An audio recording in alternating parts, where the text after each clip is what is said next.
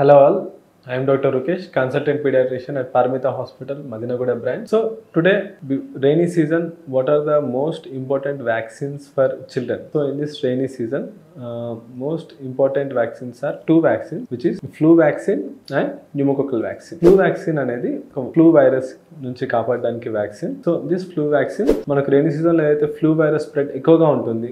So చాలా మంది పెద్దవాళ్ళకు కూడా ఫ్లూ వైరస్ స్ప్రెడ్ చూస్తాం. So every year we see the spread in rainy and winter season. So దీని నుంచి కాపాడడానికి మనకి ఫ్లూ వ్యాక్సిన్ అనేది హెల్ప్ చేస్తుంది.